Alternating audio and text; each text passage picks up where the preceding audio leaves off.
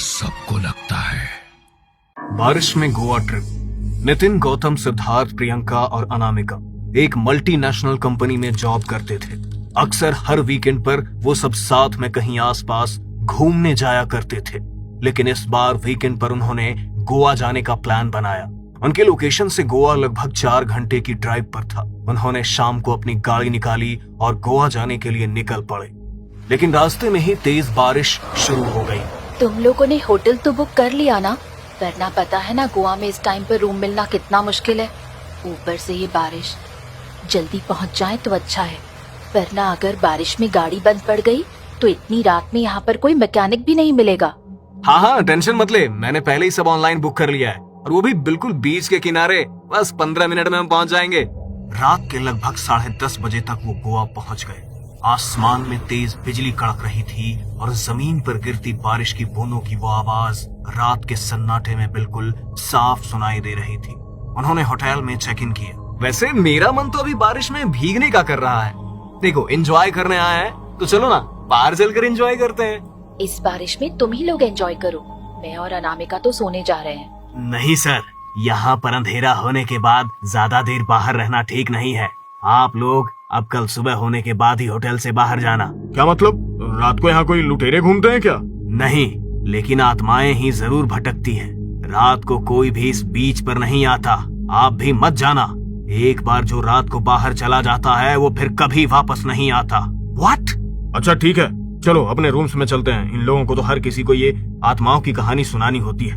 कहानी नहीं है साहब, सच बता रहा हूँ। अपनी जान की सलामती चाहते हो तो रात को यहाँ से बाहर मत निकलना, वरना जो होगा उसके जिम्मेदार आप खुद ही होंगे। उन लोगों को रिसेप्शनिस्ट की बातें कुछ अजीब लगी, इसलिए वो अपने रूम्स में आ गए। प्रियंका और अनामिका ने अपना अलग अलग रूम बुक किया था और तीनों लड़के अलग रूम में सोए हुए थे। बिजली अब जोर जोर से कड़कड़ाने लगी थी। तेज बारिश और बिजली की आवाज से गौतम की नींद टूट गई। बहुत देर तक कोशिश करने के बाद भी उसे नींद नहीं आ रही थी, तो वो कमरे की खिड़की के पास जाकर सोफे पर बैठ गया। तभी उसने देखा कि नीचे समुद्र के किनारे लाल साड़ी में एक खूबसूरत लड़की खड़ी है। जैसे ही बिजली कड़क रही थी तो बिजली की रोशनी में उसका शरीर मानो दूध की सफेदी की तरह चमक रहा था। उसके काले घने बाल और खूबसूरत चेहरे ने मानो गौतम को उसके पास जाने के लिए उत्तेजित कर दिया। कितनी खूबसूरत लड़की है यार, और वो भी इतनी रात को अकेली बीच पर। इतना अच्छा मौका मिला है, क्यों ना चलकर बात को आगे बढ़ाऊं।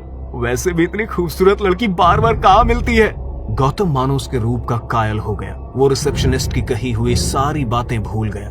उसने बारिश की भी परवाह नहीं की और वो होटल के गेट से बाहर की तरफ निकल गया।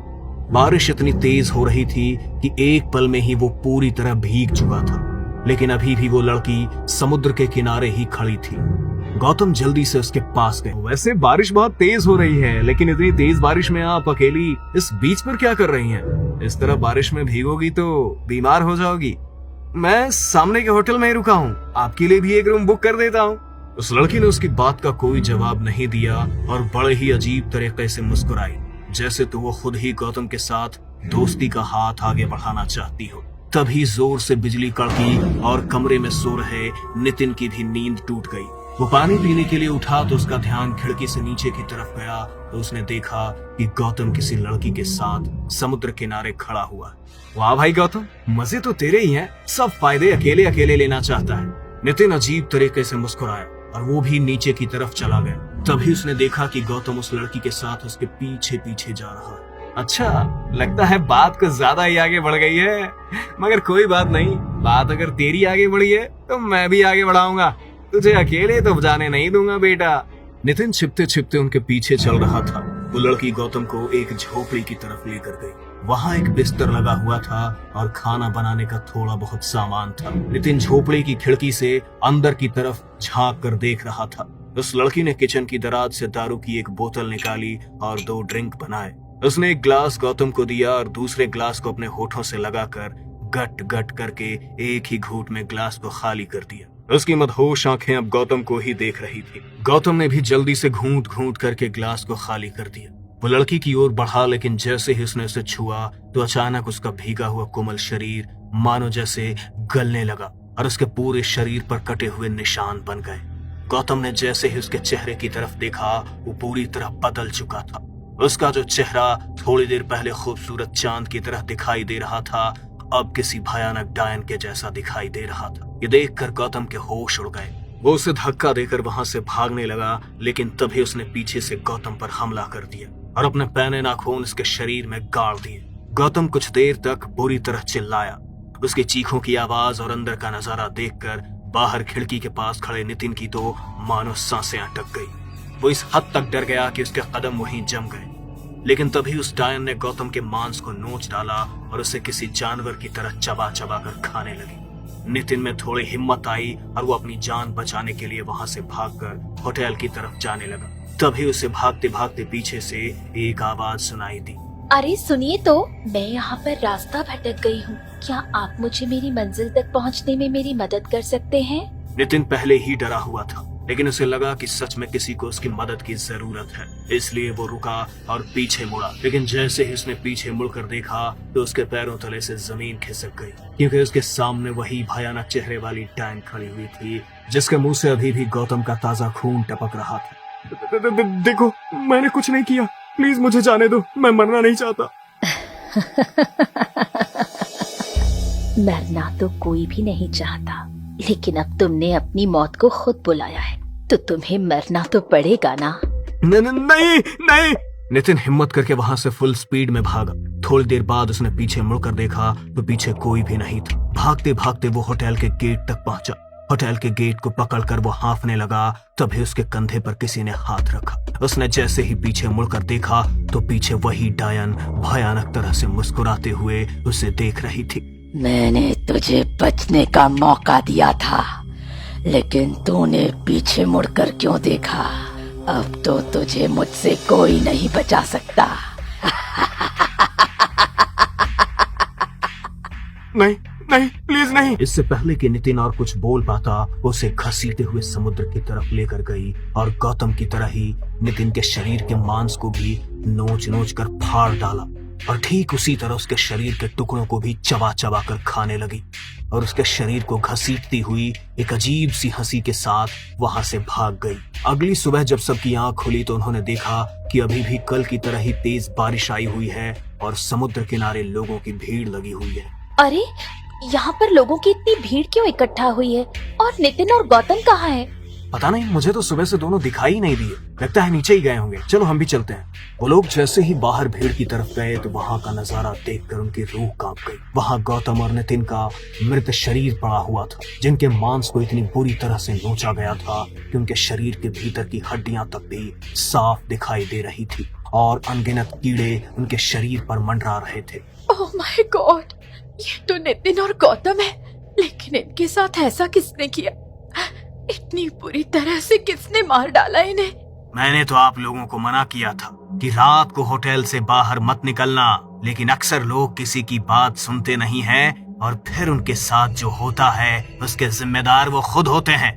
इतनी बारिश में इनका अंतिम संस्कार नहीं हो पाएगा और ये बारिश अभी रुकेगी भी नहीं। इन्हें दफना दीजिए या अपने साथ ले जाइए और मेरी मानो तो आज ही यहाँ से चले जाओ। अब आपका यहाँ रुकना ठीक नहीं है। नितिन और गौतम की हालत देखकर और रिसेप्शनिस्ट की बातें सुनकर अब उन तीनों का डर से बुरा हाल हो चुका था। इसलिए उन्होंने एम्बुलेंस बुक करके नितिन और गौतम की डेड बॉडी को उनके घर के लिए रवाना कर दिया और खुद भी अपनी गाड़ी लेकर वहां से निकल पड़े।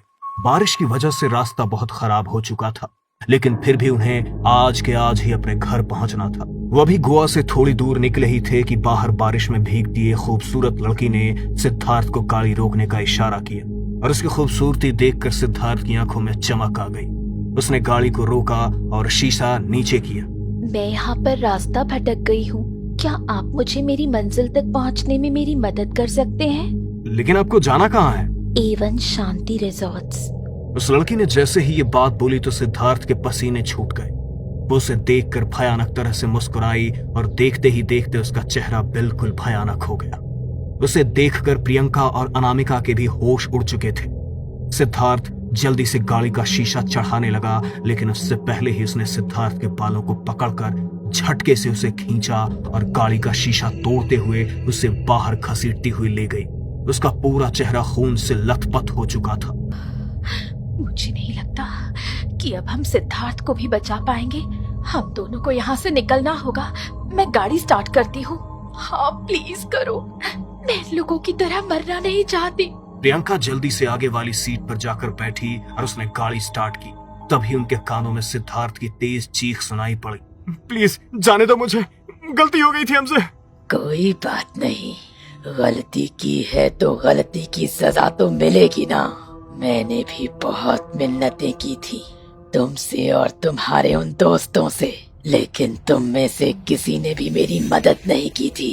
अगर तुमने मेरी मदद की होती तो मैं भी आज जिंदा होती। अरे इतनी रात को कौन आ गया यार? मैं देखता हूँ। सिद्धार्थ जैसे ही जाकर दरवाजा खोलता है तो सामने एक लड़की खड़ी हुई थी जिसकी आंखों से लगातार आंसू बहे जा रहे थे। कौन हो तुम?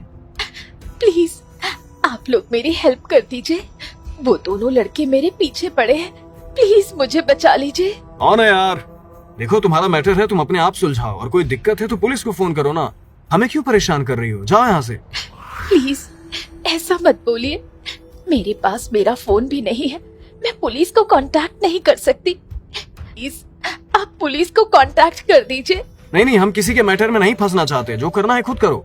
वो लड़की उनसे मदद की भीख मांगती रही, लेकिन उन्होंने उसके मुंह पर ही दरवाजा बंद कर दिया। तभी वो लड़के उसे ढूंढते ढूंढते वहां पर पहुंच गए। वो उन दो लड़कों से खुद को बचाने के लिए छत की तरफ भागी। वो लड़के उसके ऊपर झपटे और उसी हाथापाई में रिसोर्ट की छत से गिरकर उसकी मौत हो गई। अगले दिन जब पुलिस वहां छानबीन करने आई तो उन तीनों ने अपना बयान भी झूठा दिया। थोड़ी चालू टाइप लड़की थी सर। जब हाथापाई हुई तो हम भी वहां पहुंच गए थे। एक रात के पैसे मांग रही थी। जब इन लोगों ने पैसा देने से इनकार कर दिया तो कूदने की धमकी देने लगी और उसी बीच पैर फिसलने से उसकी मौत हो गई। सिद्धार्थ के बयान से गुनहगार लड़के छूट गए थे, इसलिए उस लड़की की मौत के जितने जिम्मेदार वो दो लड़के थे, उतने ही जिम्मेदार नितिन, सिद्धार्थ और गौतम भी थे। अगर उस दिन वो तीनों उस लड़की की मदद करते तो शायद वो आज जिंदा होती। इसीलिए अपनी मौत के बाद उसी दिन से वो उनके वहां आने का इंतजार कर रही थी, या शायद उसी ने उन्हें वहां पर बुलाया था, क्योंकि ना तो अब ऑनलाइन बुकिंग्स में उनका वो होटल शो हो रहा था और ना ही अब उस होटल की जगह पर वहां कोई बिल्डिंग खड़ी थी। अगर वहां कुछ था तो बस गोवा का शांत समंदर और समंदर की लहरों में गिरती पानी की रिमझिम बूंदें।